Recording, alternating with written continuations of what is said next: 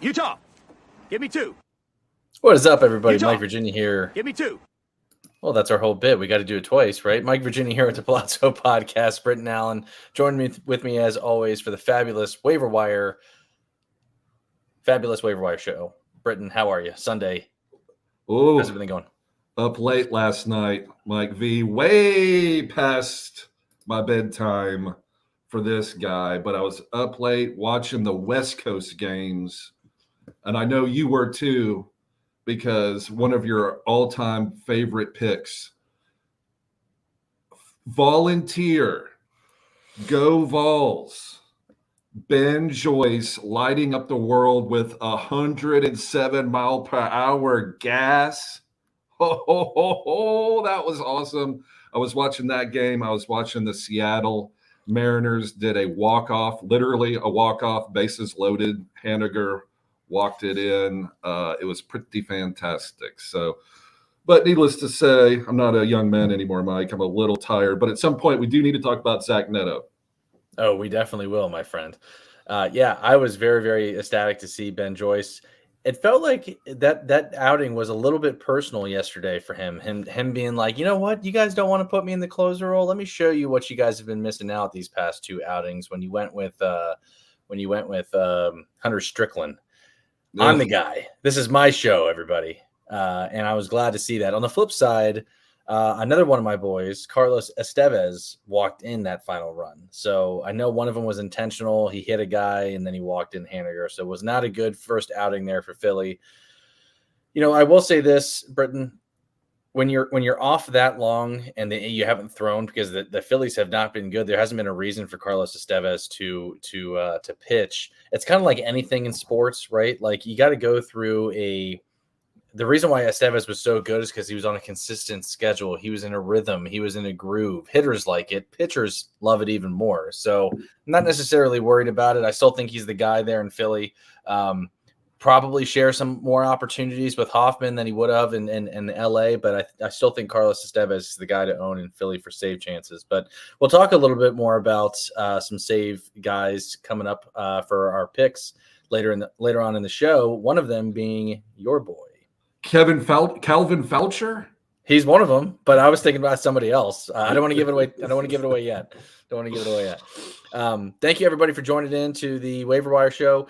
If you guys got questions, you know the deal. Drop them in the live chat. We're here to help. That's the point of today's show and all of our Sunday shows, is obviously to get you ready for the week ahead, but also answer any questions you guys might have. Yeah, thanks for everybody showing up in the chat. I already see a bunch of good folks. Joe Chris, B. Hanny, Pistol, Charles also coming with the heat already this morning. Happy Sunday, everybody.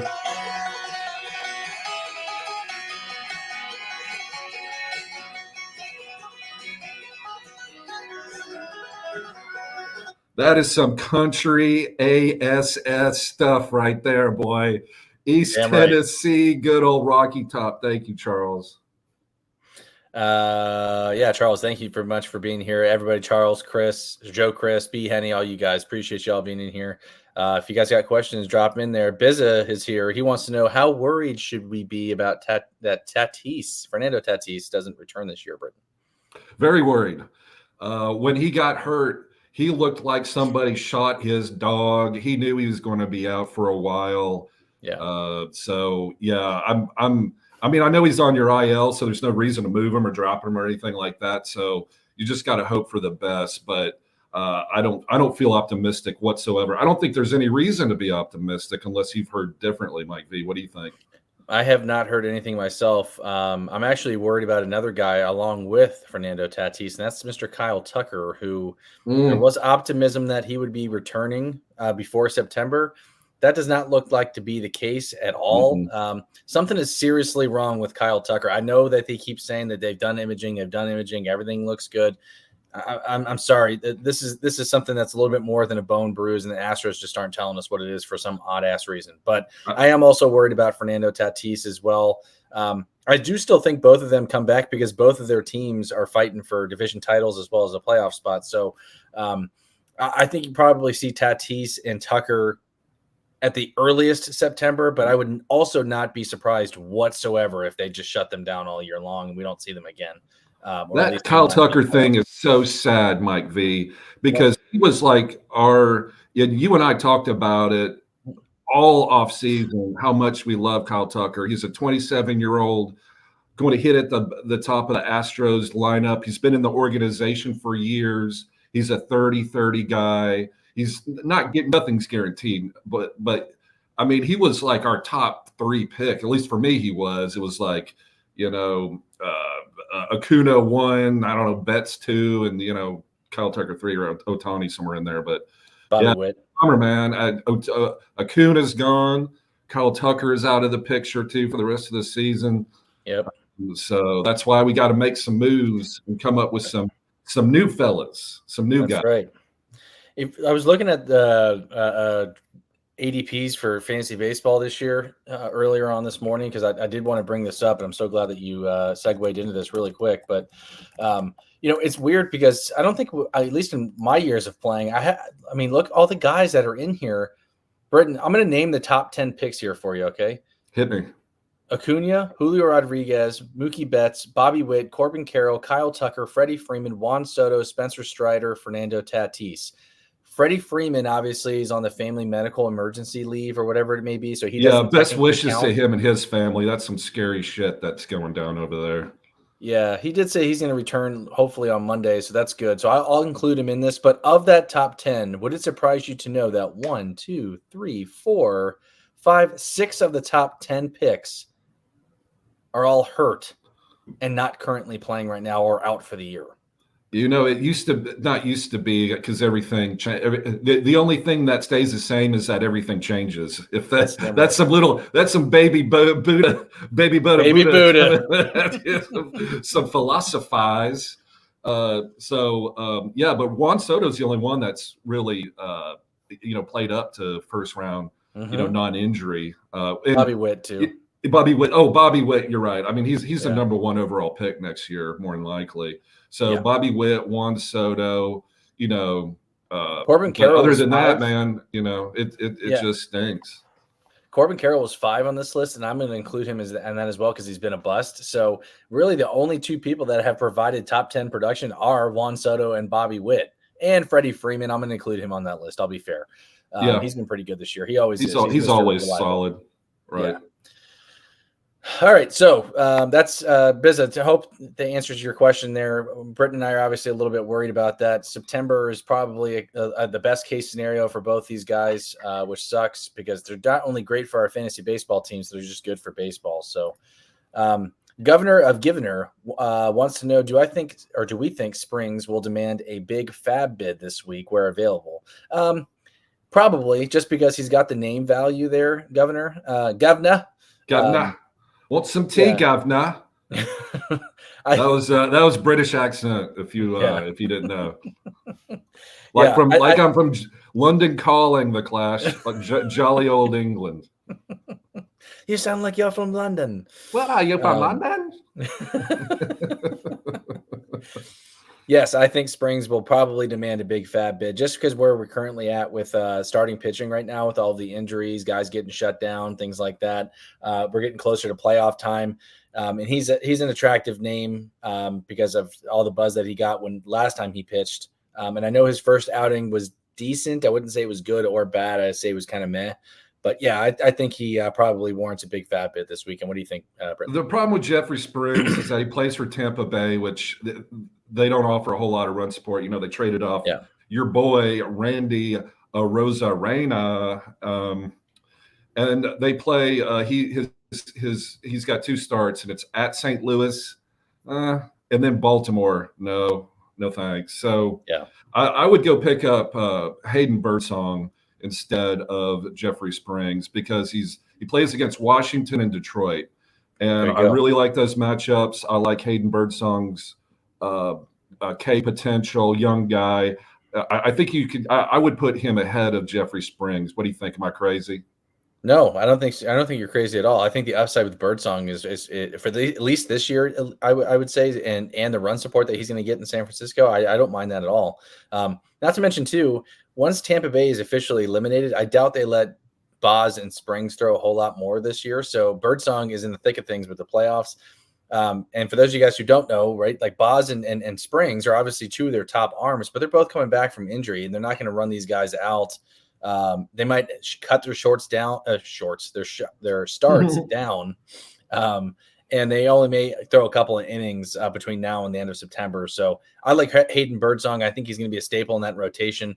And noting that his last 2 starts came against Colorado, he has the upside to be a talented pitcher, at least from a K potential, and he's got the run support with San Francisco. So I agree with that take 100%, Britton. Another 2-start guy, a sneaky 2-start guy, is Colin Rea with the Milwaukee Brewers, REA. Yep. And you're like, what? I'm like, I hear you, but hang on. The Brewers score runs. Colin Rea, he's kind of like Paul Blackburn, like, or Sean Manaea, or like nobody that's going to like knock your socks off. Like, it's not like you got a blind date with Ryan Gosling or anything like that. Look, it's just a solid dude who he's got his master's in accounting.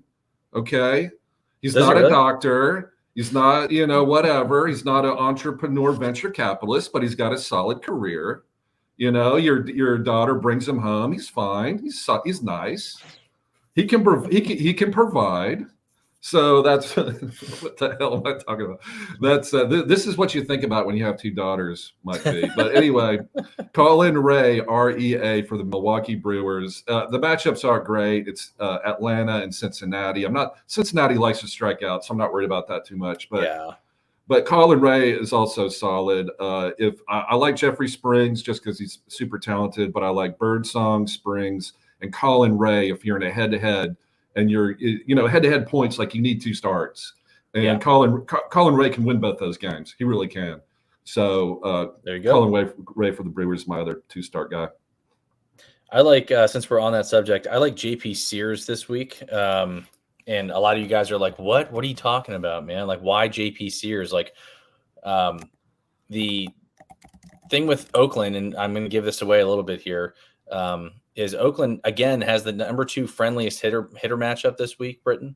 I love my A's. Lawrence Butler, give it up, man. Hell yeah. They're gonna be scoring some runs, and his 2 starts are gonna come Monday and Sunday. He gets the White Sox at home on Monday, and then he gets the Toronto Blue Jays, who doesn't scare me, against who's lined up to take that start is Bowden Francis for Toronto. So I'm not scared of either of those. Yeah, and he's widely available. He's only 14% rostered in Yahoo League. So if you need a 2-start pitcher, he's a lefty. He's got 2 solid matchups there. And we talked about it on Friday's show, and I'll use Britton's vernacular here. Toronto's got that dark cloud hanging over him. It's kind of like sharing between there and Chicago. So it's just kind of from Chicago up. It's gone into Canada now, so it's over both of those 2 teams right now. I watched the Toronto Blue Jays play. Mike V, I had such a great day yesterday. Oh, let's hear it. I literally sat on the couch and watched baseball for approximately 12 hours. Okay, now that gives me a chubby. Every now and then I did go to the restroom, or I went to the kitchen to get something to eat. And at some point I did talk to my children and my beautiful wife. But for the most part, I watched the Toronto Blue Jays play the New York Yankees. And a couple takeaways I have from that game. Did you know the Blue Jays are starting Ernie Clement? Like, okay, this is a major league team. Got it. I thought he's starting him like as a pitcher. No. Yeah. Well, they might as well. Like Kevin Gausman got thrown out of the game yesterday. Saw that. He wasn't pitching. Okay. I mean, things are effed up. They had Aaron, and I know this because I had a little Yankees run line, you know what I'm talking about. Hey. But, so Aaron Judge hit a home run in his in the first inning, in his first at bat. He has 16 home runs in the first inning. The record in a major league season is Alex Rodriguez for Texas. That was 18. And Aaron Judge has 2 months to go. He's going to crack that record. I love the Yankees. But bet on the Yankees with Jazz Chisholm. Everything's different now. But anyway, so they let Aaron Judge hit. He hits a home run. Then his next back, they intentionally walk him with 2 outs with nobody on base. And then the next at bat, he bats again. Like they let him bat. They like if you walk him then, why don't you walk him now? And meanwhile, that dumbass manager Schneider is just sitting over there with the biggest puss on his face. Yeah. Anyway, long story short, the only thing on the Blue Jays that's worth a damn is Vladimir Guerrero Jr. Now he's hitting. Yeah. He's doing well. He because he's a star. You can't even bad managing can't stop Vladimir Guerrero Jr. But and then on the flip side, the other start for we're talking about JP Sears at Toronto, not worried about it. And then the Chicago White Sox, they've won a major league record 19 straight. Lost 19 straight. Yeah. 19 games in a row. That's terrible. So you got to roll with guys who are facing Chicago, and something a little teaser for everybody once we get a little closer to playoff time. I know some of you guys are already starting it now. Start anybody who's going up against Chicago. You have a great chance at least getting a W or a quality start. That lineup is atrocious. Other than Garrett Crochet, who's not going to be thrown a whole lot more to begin with, anyways. They're not going to. There's nobody on the other side of that's going to scare you in terms of starting pitching. Eric Fetty's gone, so start anybody who's facing the White Sox. That's like fantasy gold right there. I'm literally foaming at the mouth talking about how bad the Blue Jays and the White Sox are. That's like how excited I'm getting. I can't wait to bet against both those teams for the rest of the year. It's going to be great. There you go. Getting some more of your questions here. Keep them coming, guys. I promise we'll get to them. Charles says, Devin Williams has pitched one inning all week. Are they saving him for the playoffs? No, they're probably – and something I alluded to well before he started his rehab stint was that they're going to be careful with him. I know that McGill went on the IL, so they're going to mix and match probably. They're not just going to throw him into the closer role and say, get after it.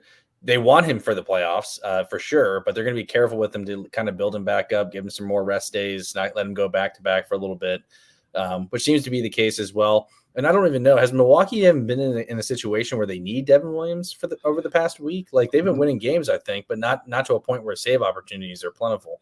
Yeah, no, it's just like circumstances. It has nothing to do with Devin Williams. But they lost to the Nationals yesterday because my boy DJ Herz had another 5 innings pitched, 6 strikeouts, no earned runs.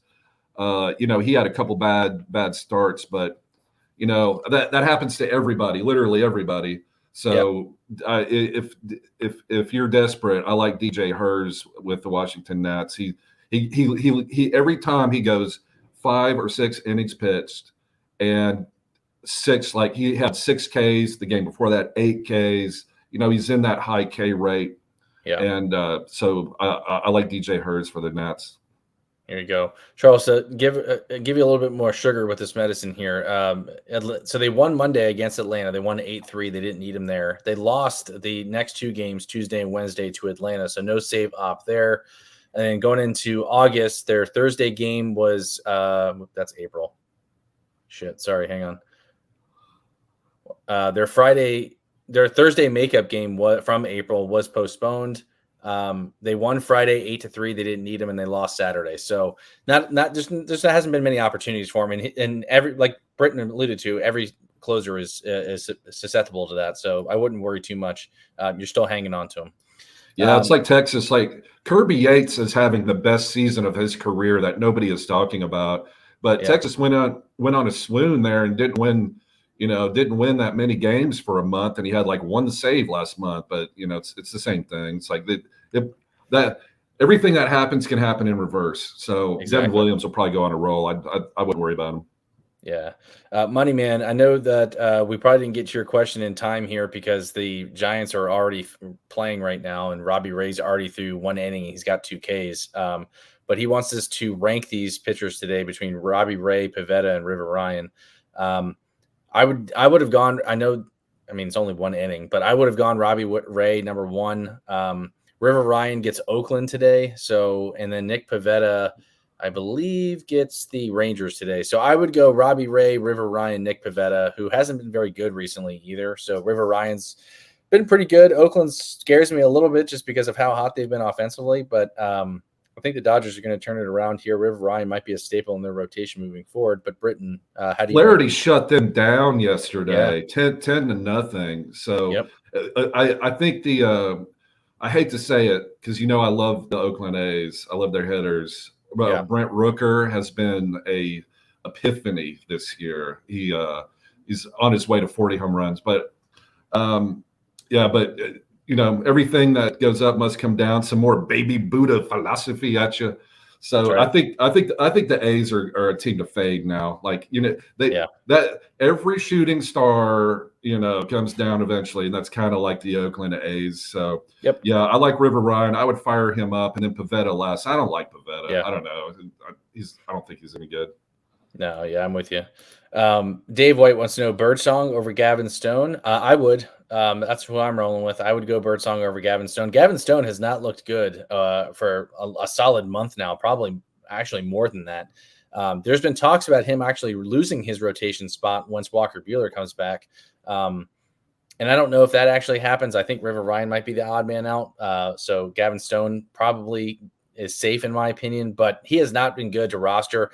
And like we've always say on this show, another t-shirt design, Carpe Diem, which means eat beignets. Okay, so it's French. I'd go get Birdsong over Gavin Stone. I'm pretty positive that Britton agrees with me on this one, but I'll leave it up to him. I like them both.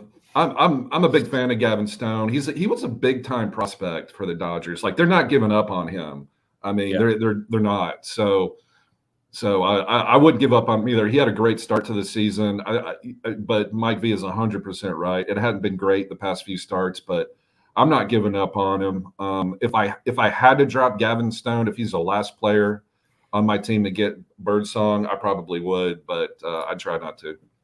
There you go. UE2K, D&D, thinking about adding 2, maybe 3 of these between Xavier Edwards, Jake Berger, Colton Cowser, Tommy Pham, Jackson Chourio. Would you drop Juan Yepez, Elliot Ramos, or Bogarts for any of them in a points league? First off, there's not many hotter hitters right now than the first 3 guys that you named in terms of Xavier Edwards, Jake Berger, and Colton Cowser, as well as Jackson Chourio. So I think all 4 of these guys, I don't really have much interest in Tommy Pham. I know he's been playing better since he's gotten traded to St. Louis, but he's a bench player though, Mike. You don't need Tommy Pham.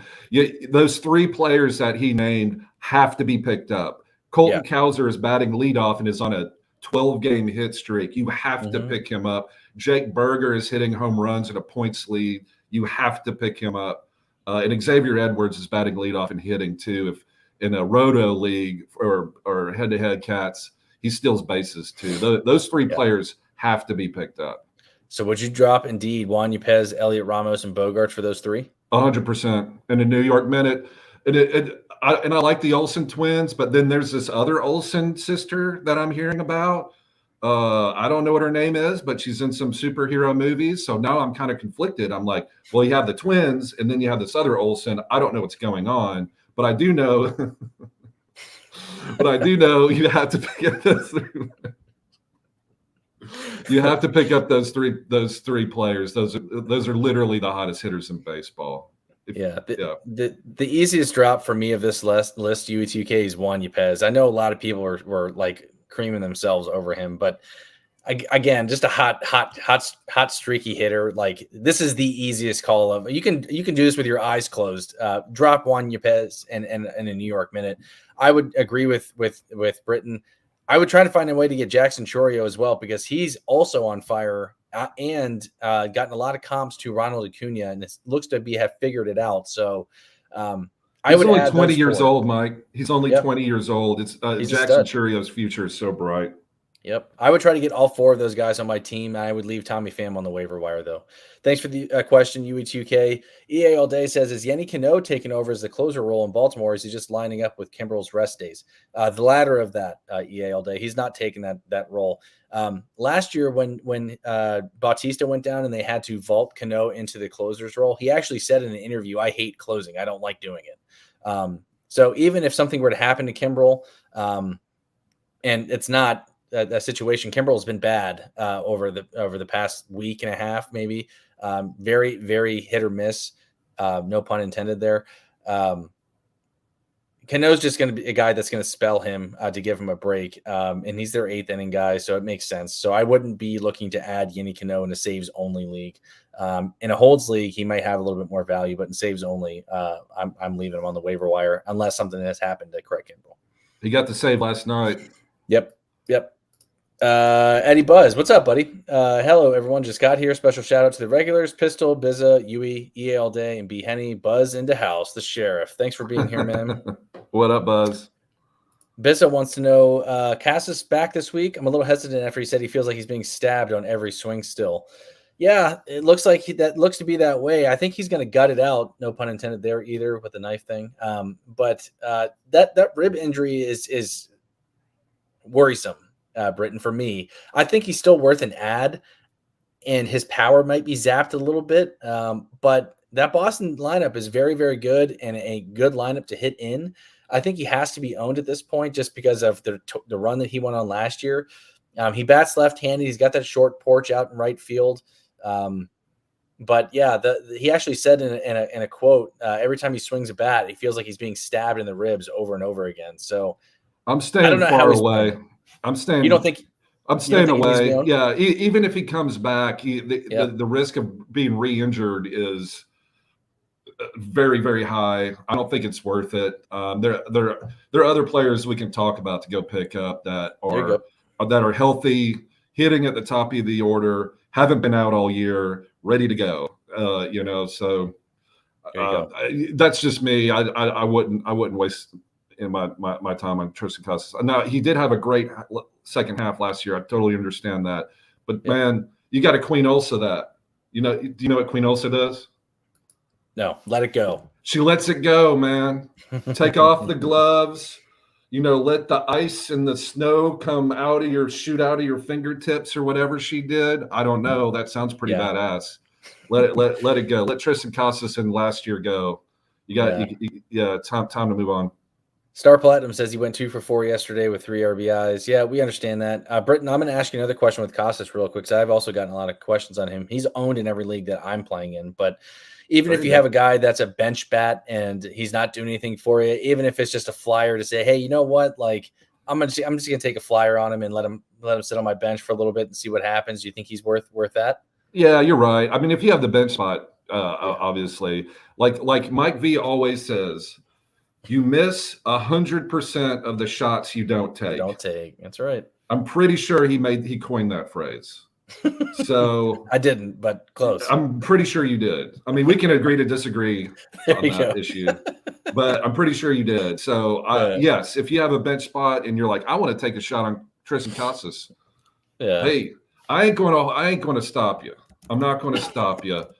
I'm just saying, go pick up Zach Neto. That's all I'm going to say about it. Yeah, there you go. Or Mike Talia, Mike Talia, who has 6 Coors games this week. 6. Yep. Eddie says, "Good afternoon, Britton and Mike. Do either of you know exactly what the rules are in regards to players losing their rookie eligibility for 2025 or club losing an extra year of arbitration? So, in order to be considered a rookie again next year, you have to have less than 130 at-bats or 50 innings pitched in the majors, less than those. And that's how you remain with your rookie eligibility for the following year. Right. So guys like Junior Caminero and Connor Norby and maybe some of these other guys, I know you asked another question in here, Eddie, which we'll get to, Devison de los Santos, like those guys probably won't see them until when rosters expand in September. And even then their playing time is going to be very finicky to begin with. So that's the rookie eligibility rules for them. Yeah, Will said, and rookie eligibility still matters. Like the ship has sailed, like for a player to be in the top rookie AL. I think you have to finish. You don't have to finish first, but I think you can finish first or second. Mm-hmm. Yeah, but so the ship sailed for like Junior Caminero and other high end prospects like that. They're not going to win, even if they come out and hit 10 home runs. It's just they haven't had the plate appearances or the bats. So right. Teams are going to hold back on those and keep their rookie eligibility and go for it next year. Exactly. Yep. All right. Before we get any more questions, and those of you guys who are patient in live chat, please, we'll get to them. I want to get into some of the meat of the show real quick and talk about some of the guys that Britton and I want to add. Before we do that, I want to go over the game schedule this week. 9 teams have 7 games this week, and that includes Arizona, Cincinnati, Cleveland, Miami, Minnesota, the Mets, Philly, San Francisco, and Washington. 3 teams have 5, which are the Cubs, the White Sox, and the Royals. Everybody else has 6. So something to keep in mind if you're playing weekly lineups. Volume is key here, so you want guys that are playing. Maybe that gives you a decision in terms of who to start. The friendliest hitter matchups, again, subject to change after today, include San Diego gets the number 1 spot for next week. So start all of your Padres, not Fernando Tatis because he's not playing. Ouch. Sorry, that hurt. Yeah. Number 2 is Oakland, our Oakland Athletics. Maybe they can turn it around, Britton, but because they got the number 2 friendliest hitter matchups this week. So I'm rooting for them. Cincinnati's 3, KC number 4, and Toronto number 5. The hardest hitter matchups, again, subject to change: Detroit, Texas, the Cubs, Baltimore, and the Dodgers. So something to look at if you're looking to add players. So maybe get some guys off of Oakland or San Diego or Cincinnati, something along those lines. Kansas City, even Paul DeYoung might be out there for you if you're playing in deeper formats. Britton, let's get into some of our hitter ads here this week. Who's your number 1 guy that you're looking to add from the hitter list? It's going to be Zach Neto. You say Neto, I say Neto. You say Neto, I say Neto. Let's call the whole thing off. I don't know, but he plays for the Angels. He's batting second. So the Angels are without Mike Trout. Anthony Rendon has gone away, thank God. So they're playing the future guys. So that's Nolan. I'm going to say Schanuel, I think is how you pronounce it. He's batting leadoff. Zach Neto is batting second, and we love players that bat second on Major League Baseball teams. Zach Neto's a gamer. He was one of their top prospects. He jumped a level last. He never played a AAA game. They bumped him all the way up. But that's what the Angels do. Like Christian Moore is from UT, and he's already in AA. And 6 months ago he was playing for the Vols, and now he's one step away from the major leagues. So that's what the Angels do. So I think Zach Neto is a great pick because batting average isn't going to be great. Hopefully it's in the 250s, but he is a power speed guy. I think he's going to bat second for the rest of the season. Same. And there's just a lot of potential there. And he's kind of got a little fire, like a little Jose Ramirez. Like when you watch Jose Ramirez for the Cleveland Guardians, he's hustle. Everything about it. He's got his big contract. He doesn't care. Like he just plays hard every single play. And I know this is all narrative street stuff, but I've watched Zach Neto. He's the same way. He paints his face like he's going to battle with Braveheart. You know what I'm saying? Like this dude, it just comes out like Dustin Pedroia is how I kind of look at him. So I really like Zach Neto for the Angels. Love that call, and I've been banging the Zach Neto drum for a while now. He's going to have the quietest 2020 season. He's going to get really, really close to it. He's almost there, actually.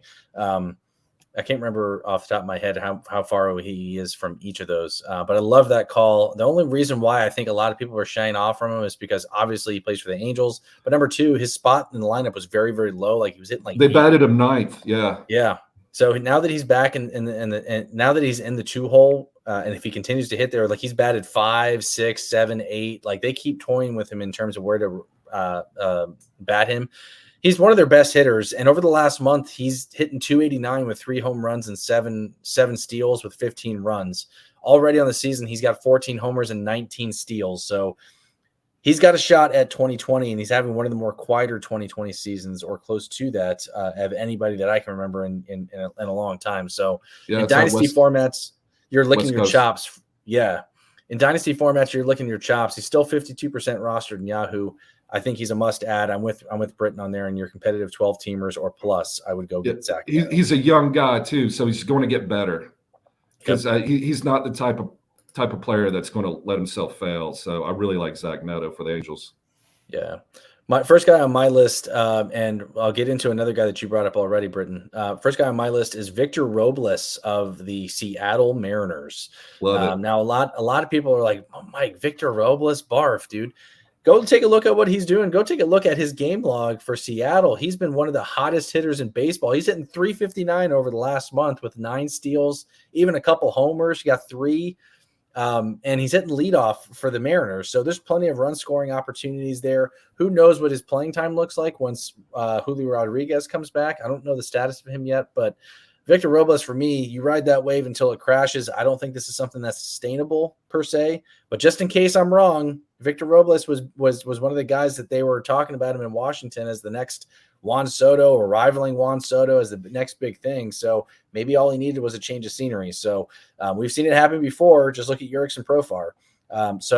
Victor Robles is a guy for me. If you need cheap steals, you need a guy who hits at the top of the lineup. Britton always talks about it.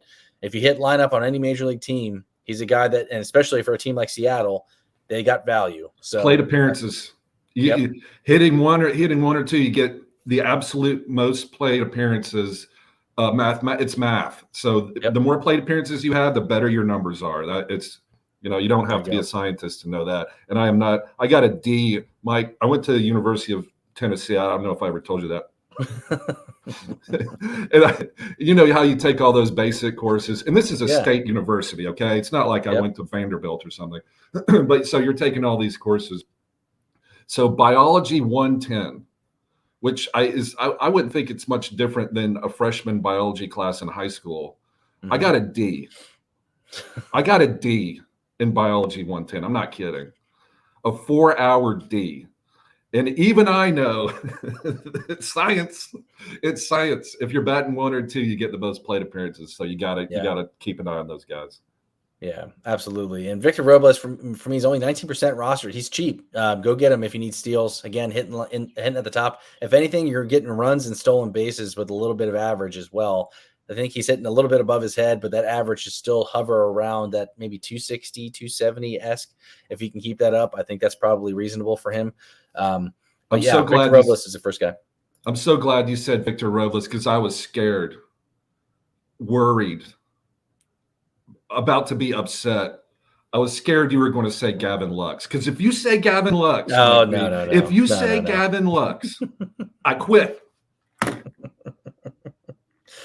Oh man, yeah, I can't deal with anyone saying Gavin Lux. I really can't. I'm going to have the vapors. I won't say anything to you about him, but it's worth noting that he's been hitting pretty damn well over the last. I know he's been super hot. Yeah. So, who's the second guy on your list, hitter wise, Britton? All right. So I've talked about Zach Neto, and on the Friday show we talked about a bunch of guys too. So I'm trying to. I don't want to keep banging on the same dudes. Bang it, y'all buddy. know Michael Tolia, y'all know the Coors and all that kind of stuff. A guy that is super streaky is Matt Wallner for the Minnesota Twins. Now, yes, he is streaky. He's a power bat. He hits in the middle of the order. The Twins have 5 right-handed pitchers facing. So Wallner's going to play next week because he's a lefty power bat. So if Matt Wallner is available, I really like him, especially in head-to-head points, because he is the kind of player. I mean, he cranks home runs. That's what he does, and he's like a first-round draft pick. I mean, it's one of those deals where I try to get him in every single league because home runs are the king. If you have a player that hits home runs off the waiver wire, that's gold, and that's what Matt Wallner for the Twins does. And with 6 right-handed pitchers coming up, he's going to play. So that's 5 starts for Matt Wallner. I think he's going to hit a couple home runs, So if you need some power, I think he's the way to go. What do you think, Mike V? Do you like Matt Wallner? He hits the shit out of the ball. He's got some of the hardest hits actually in baseball this year. So I like that call. And the Twins look to be getting along a little bit of a hot streak here again with their bats. So I love that call. I think he'd be a cheap source of power there for you. If you need somebody, go grab Matt Wallner. And like Britton alluded to, he should be in the lineup a lot this week. So the second guy on my list, Britton, is Justin Turner. This guy just won't die, man. He's 39 years old. And he just keeps hitting, man. Doesn't matter where you plug him at. Doesn't matter what team he goes to, what ballpark you play him at. The dude is just a professional hitter. And I love me some guys who have multi-position eligibility. He qualifies at first, second, and third. But just like his boy Victor Robles and these guys, I mean, Seattle's got to be like just creaming themselves over how well that they've gotten production out of these 2 guys, a 39-year-old and a forgotten about prospect. Over the last 2 weeks, he's hitting .435, Britton, with 2 home runs and 8 RBIs and 7 runs. He's 20 for 46. He's got like multi-hit games and like 8 out of the last 10. The guy's just unreal. He's a perfect fit for Seattle too. Yeah. Just like the energy with Victor Robles and Justin Turner, like I know Julio's out, but they're vibing. They had another walk-off win last night. And when I say walk-off, I mean literally Mitch Haniger drew a walk, and the Randy Rosarina came in for the winning run in the 10th inning. Yeah, so there's something going on there. Victor Robles batting leadoff, Justin Turner, batting fourth or fifth. He's producing. I like the vibes in Seattle. They're starting to pick it up after that swoon. So yeah, Justin Turner is just he's going to play every day. He's solid. They traded Ty France, Tyler Locklear. They sent down. So it's Justin Turner first base all day every day. So that's like the least sexy thing you can ever do is pick up Justin Turner. Can you imagine looking through the waiver and you're like, let's say you have Christian Walker, who's out for the year, right? And you're like, oh, I need to pick up somebody like Nolan Schanuel, like Justin Turner, like, okay.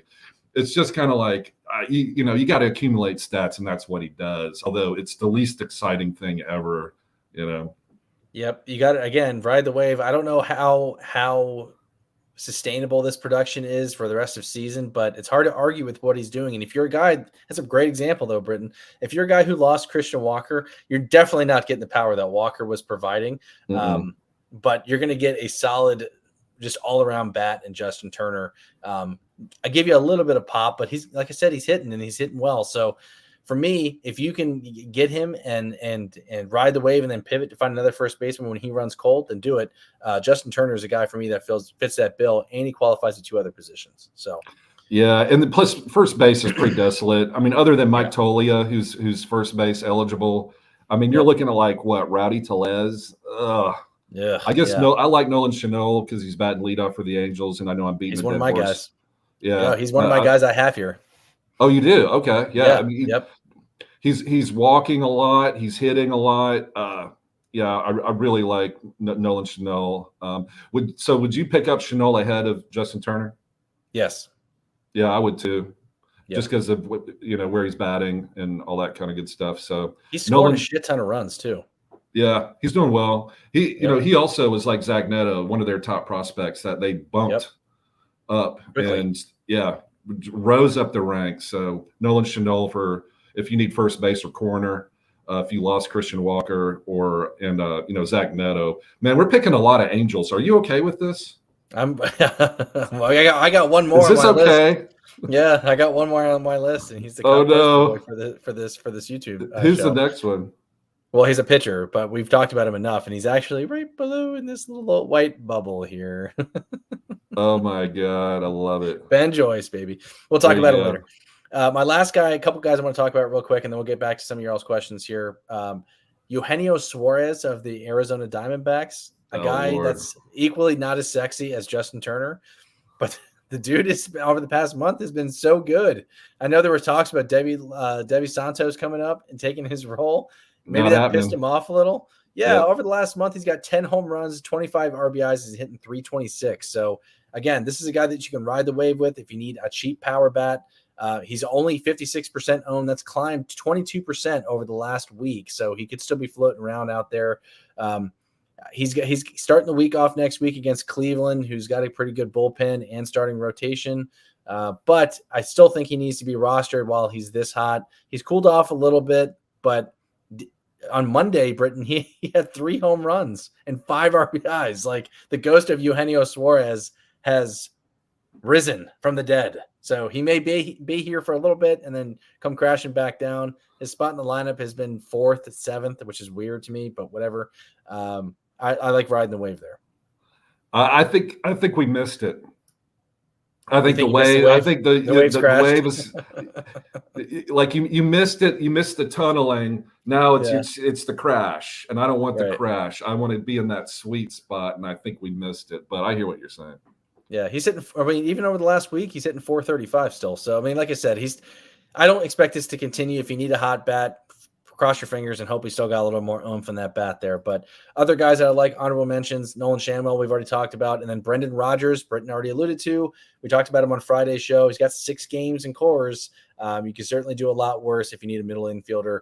Brendan Rodgers, for me, at least, you're going to have the atmosphere there in Colorado. The ball should be flying out of the ballpark there. You like that call, Britton? Yeah, he's going to play every day. I like. Yeah. I know everybody's tired of hearing it, but Coors Field in the summer, love it. Mm-hmm. It's those Vegas over-unders are 10, 10.5, and 11. That doesn't happen anywhere else in Major League Baseball. Agreed. All right, before we get to the pitchers, we'll take a couple more of y'all's questions here.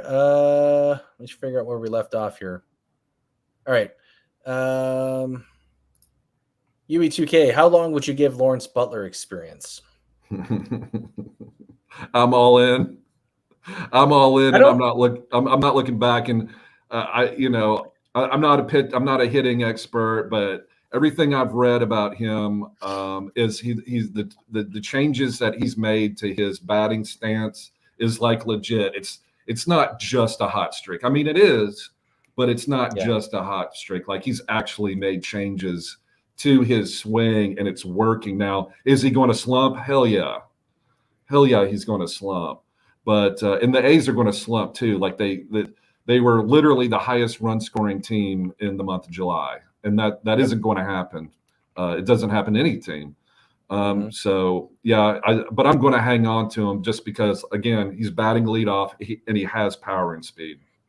Yeah, I'm so glad we brought this up too, because I mean, even over the last week, he's hitting below 200. He's hitting 190. This is the thing too that I want to bring up, and just for a little bit of professional development here. I know we do that segment on this show. When guys are really, really hot, you can't expect for that kind of production to continue all season long. It doesn't even happen with the top hitters in baseball, the guys that you're drafting in the first round. So and Lawrence Butler is a pretty young guy. He's going to go through spells, just like Britton alluded to. He gets the number 2 hitter matchup. For me, I don't think you can drop him rest of season just from what we've seen from him over the last month and a half. And like Britton alluded to, the power and the speed combination is enough for me to he's got a long leash on my teams if I have him in anywhere. And I do have a couple shares of Lawrence Butler. But I think he turns it around. Like I said, we've already talked about, he's got the second friendliest hitter matchup this week. Long leash for Lawrence Butler. I know he hasn't been good this week, but don't be looking he's not a flavor of the week here, guys. He's a guy that you hold on to and you hope he figures it out. Give it a little bit more time. Yeah, I totally agree. And, he's going to have good weeks coming up. He's going to, so I wouldn't drop him. Yeah, absolutely. Here's a good one here from Charles. Would you drop Butler for Colton Cowser, Britton? What if I had to drop Lawrence Butler for Colton Cowser in a 10 or 12 team? Yes. Yeah. Colton Cowser's been that hot. So if I'm basically, you're trading, like, Colton Cowser started out hot and then went for months. Well, maybe not months, but you know what I'm saying. Went for extended. Was it? You would, right. So went on an extended slump, and now he's coming out of it. It's like the stock market, So if you want to sell Lawrence Butler and buy Colton Cowser, yeah, I think that's good economics. But if I want to keep Butler because he's going to come up again. But if you have to, you have to. And like we said earlier with that viewer that had, Jake Berger, Colton Cowser, and who was the other hot hitter? I can't remember, but Xavier Edwards. Xavier Edwards. Those are 3 must adds if they're available. If they're somehow available in your 10 or 12 team league, you have to get Colton Cowser. Like, you just have to. And if that means dropping Lawrence Butler, that's what it means, Yeah, I'm with you on that. And Charles plays in a shallower league. At least I think this is the same league that he's talking about, so he can afford to make this swap. If you play in shallower leagues, I don't mind this move. If you play in deeper leagues and somehow Cowser and or Butler is available, I think both these guys need to be rostered. I wouldn't be me personally. Again, I wouldn't be in a shallower league. I'm fine with this. In a 12 team plus, I'd be looking to either trade one of these guys or drop a pitcher or drop a bench bat or somebody like Casas. Like, I'd be looking to roster both these guys and find any way that I possibly could to get them both in my team. Yeah, and the thing is, like, Lawrence Butler is going to play every day that he's not exactly injured. And he's going to bat leadoff every day, lefties and righties. At some point, he's going to go on another run, and you don't want to miss it. And Cowser is going to sit against some lefties as well. I know Heston Kjerstad is not in Baltimore anymore, but when that roster expands, and not to mention too, something Cowser still needs to work on is hitting lefties. So just buyer beware there with Colton Cowser. He doesn't hit great against lefties. So keep in mind of that. to Britton's point, Lawrence Butler is going to be in the lineup every single day, and he's hitting leadoff. So I know they're riding the hot hand with Cowser here, but that wave could crash. So yeah, everything crashes, Mike. It does. Everything crashes. Yep. Baby Buddha. Enjoy the wave while you can, because it all comes crashing down eventually. Baby Buddha. But exactly. Hey, speaking of the Oakland A's, and I don't know if anyone even remotely is interested, but what about Seth Brown? He's been called back up, first base, outfield eligible. He only plays against right-handed pitching, but the A's have a bunch of right-handers coming up this week. He hits home runs. I guess I like Nolan Schanuel better than him because Schanuel doesn't platoon. But since the All-Star break, Seth Brown's been hitting 280 and 3 home runs. That's kind of sneaky. What do you think? Do you like Seth Brown? Number 2 hitter matchup, my friend. If he's got that many righties on the schedule, it looks like he'll be playing there. I just need to see it. I probably like him in deeper formats if he's platooning. Like he reminds me a lot like maybe like a Ryan O'Hearn-esque. Maybe that's a great comp. Yeah. So in terms of this, or playing situations, right? And I know Ryan O'Hearn bats left, Brown bats right. I get it. I'm saying more so for the fact of sorry, does Seth Brown bat left or right? I think he bats left, doesn't he? He's a lefty, so that's what I thought. He sits against lefties, but he'll bat against righties. And the Oakland's, I believe, have 5 righties coming up. So yes. You're exactly right. He's like Ryan O'Hearn. Like if you're in a daily moves, ESPN 12-team league, and you got a bench spot, I'd put him in there because he's been playing well since the All-Star break, and he's back up hitting home runs. Yeah. What about this one here? Gas House Russ wants to know, Berger or Bell for Mountcastle? Would you drop Ryan Mountcastle for either of these guys? I'd do it for Berger. Yeah, I would too. I really would. I saw Berger play the other day. He's back on it. He's confident. He's hitting home runs. He's got the shaved head. He looks like a Tennessee highway patrolman. You know how you're driving through you're on I-40 in Tennessee, and you're doing about 85, and you're eating a McDonald's McDouble, and you're putting the French fries on it too, and you're trying to eat the bite. And then you see looking, and you're like, and you're like, oh shit. And then you pull over, and there's Jake Berger giving you a $400 ticket because when you eat the McDouble on the road like I do, you got to put the fries on it, man. There you go.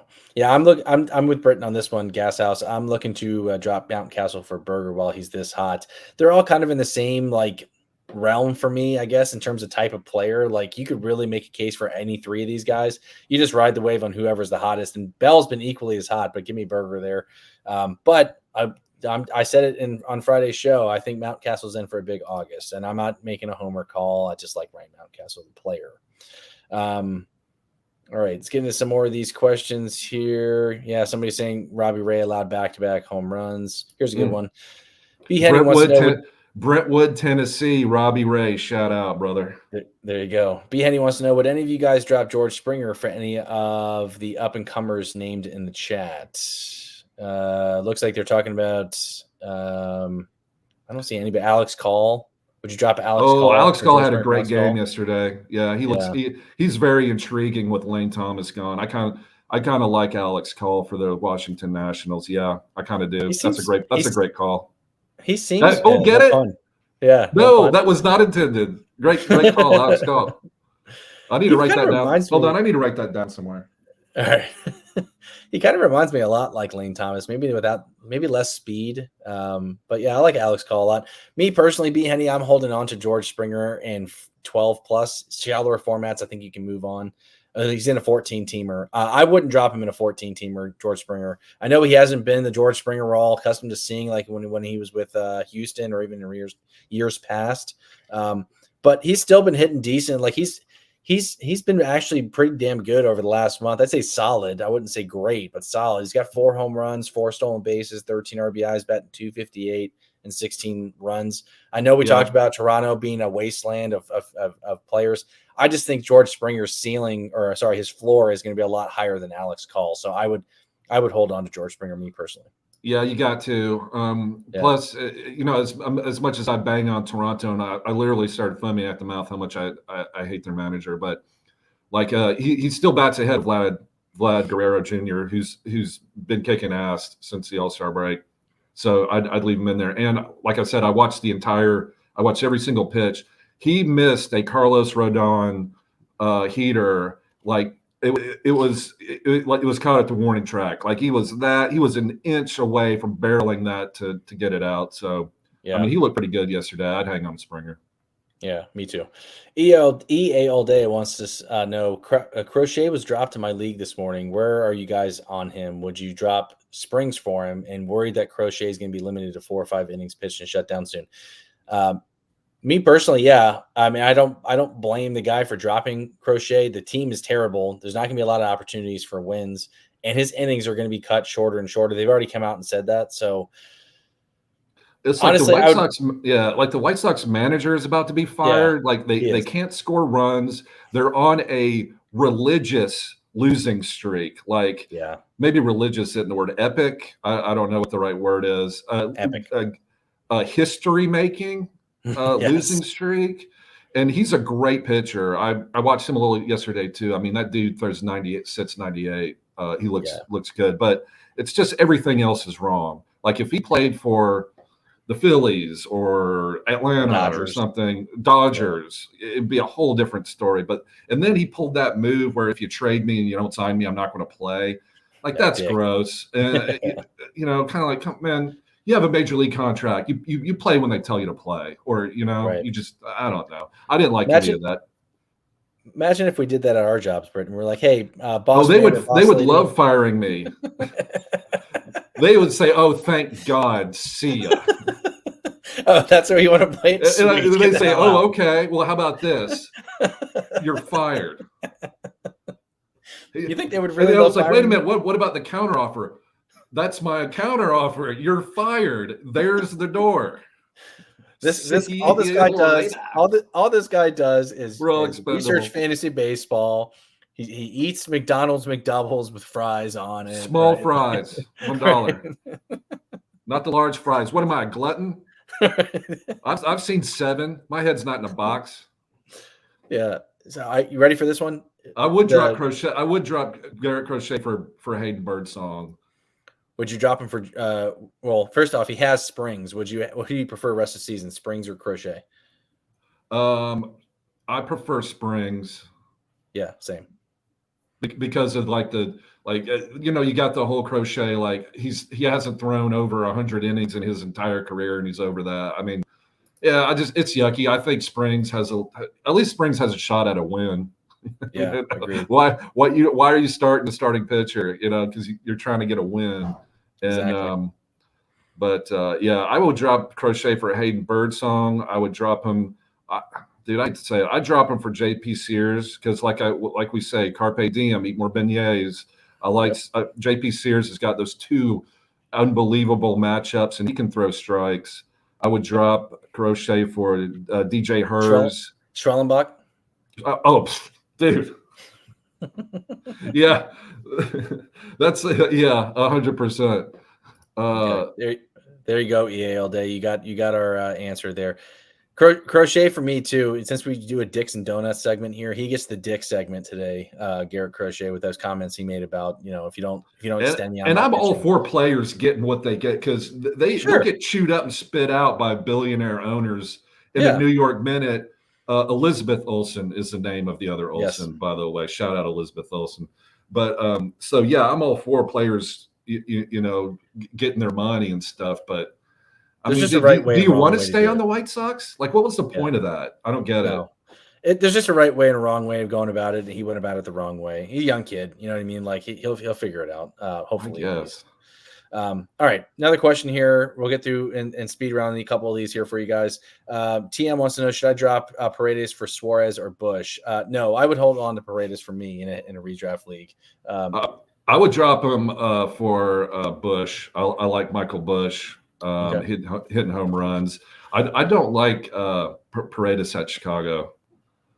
I don't think I think that was a downgrade move for straight pull hitters like him. I don't know. Yeah, I'd probably hang on to Paredes myself. I can make a case for Busch too, but is Busch still sitting against some lefties? I think Paredes is going to be in the middle of that lineup and hit every day. Busch. Exactly. I just like the opportunity. I just like saying Busch because back in Knoxville, Tennessee, circa 1999, and a 12-pack of Busch Light cost $5. Oh, love that. Oh, yeah, Love that. Can't beat that, baby. No. Fantasy Sports says, should I trade away Fitz for Josh Jung? Would you do that trade? That's an interesting one. Fitz for Josh Jung? I don't think so. I think I'd hang on. Yeah. What do you think? Agreed. I'd ride the hot hand, and I'm no pun intended there either. A lot of puns on today's show. Josh Jung had a broken hand. I think that's going to zap his power a little bit. Fitz is one of the hottest hitters in baseball, and I think you got to be able to roll with him for right now. I don't think you're going to miss out much on Josh Jung in these final 2 months of the season anyway. So give me the guy who's hot, who's hitting, and I'd go with, and the better team right now. I'd go with Fitz. Josh Jung, great grandson of the famous Carl Jung, the Swiss philosopher. Yes. Dream theory, archetypes. Shout out Carl Jung. Hey, real quick, I just you ever get that feeling like a spider's crawling up your skin kind of thing? And I look down, and it's one of my wife's hairs that are just like in my arm hair kind of thing. So like, oh my God, you ever get that on your laundry? Like your wife's hair is just everywhere. Not really. God, man, it's like on my. She wears my shit sometimes. Like she wears my shirt, like to bed or something like that. So maybe it just gets stuck in there. But I'm like, God, dude, I felt like I just freaked the fuck out because I thought a spider was crawling up my leg, and it's just like one of my wife's hairs. Yeah. Anyways, Spider. I'm a friend to the spiders. I love the spiders. The Spider King. I want spiders. I love spiders. Get all the bugs. Yeah. Fantasy Sports wants to know again: should I trade Butler or Rosarena for Riley, or would you hold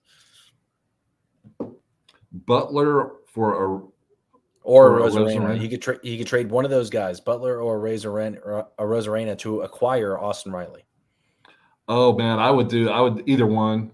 I would do, I guess Butler first, just because he doesn't have the track record that Rosarena does. So if I could get Austin Riley, I'm doing it 100%. Better player. Either one. Yeah. I do Butler. If the guy says no, I do a Rosarena. If the guy says no, bummer, he tried, but I do whatever it takes to get Austin Riley. Yeah, I agree with that. Better player. I think that's solid.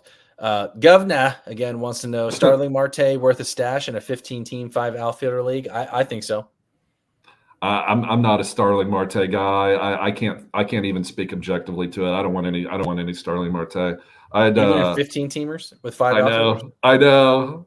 That's a lot. Talk about like spite, just spiting your what do they call it? Just cut your nose to spite your face. I'd rather pick up Matt Wallner. I'd rather pick up I'd rather pick up Austin Hayes. I'd go see if Jake Fraley is available if you need an outfielder. Yeah. He's batting .290 since the break, and the Reds are hitting a bunch of right-handed pitching.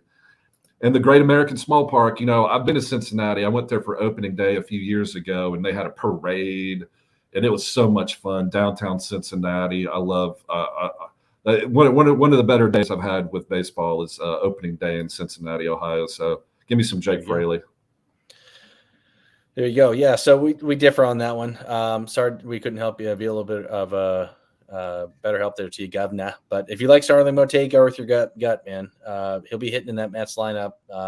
Who knows if he gets injured again? But in 5-team, 5 outfielder leagues, I'd be interested to know who else is out there. But in a vacuum, I like him. Britton doesn't. Let's get into some pitcher ads real quick, Britton. I know we're already over an hour. My top 3 pitcher ads this week are Ben Joyce. I think he has arrived here, folks.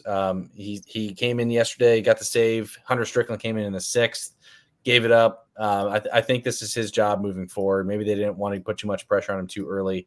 Ben Joyce looks to me, in my opinion, if we're talking dynasty formats, the Angels aren't going to win too many games for a little bit, but for me, he rivals Mason Miller if he continues to close as one of the top dynasty closers in all of baseball. If he can continue to work on his secondary and third pitches and locate well. I realize velocity is not the only thing. Someone's already been busting my chops over it on Twitter.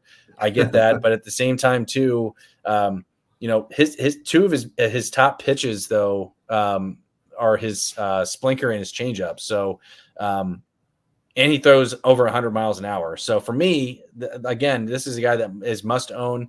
Mason Miller's getting saves on the Athletics. Ben Joyce can do the same.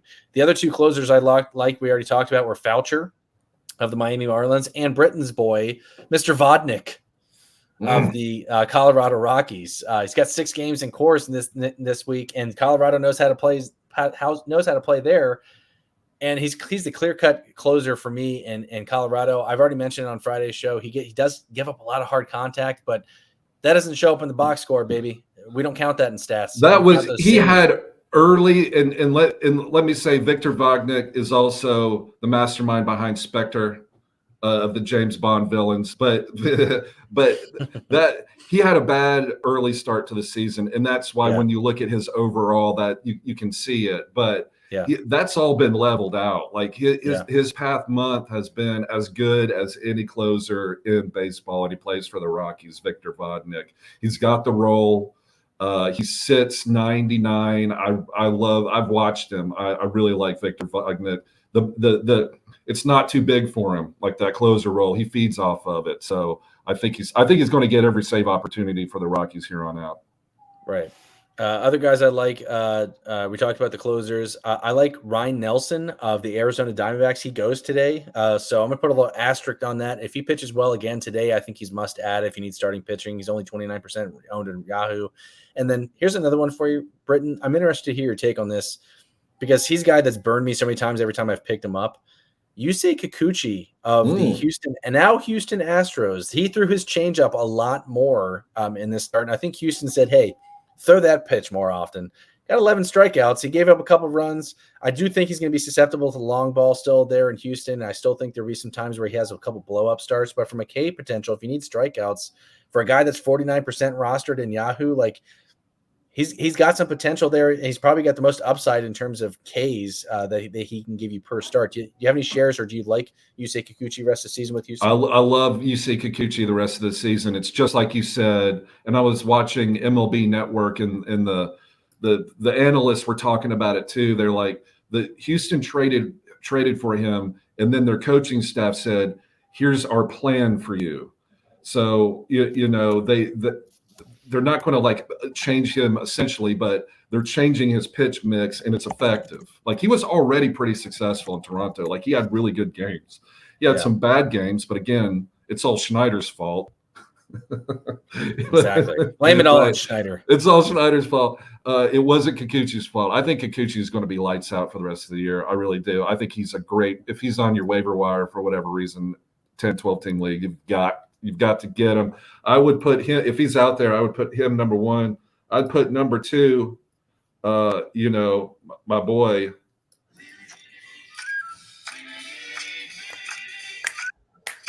Hayden Birdsong. There you go. If you were wondering what the hell that was, Hayden Birdsong has been outstanding. He's got a roster spot, rotation spot in San Francisco with Alex Cobb being traded. So I love Hayden Birdsong. I think he's going to be a game changer for your team, any team really. There you go. Another guy I want to talk about real quick, and this is for deeper leagues. And I know I'm going to get the eye roll from Britton here. Britton, Michael Kopech of the Los Angeles Dodgers. I can't quit him, man.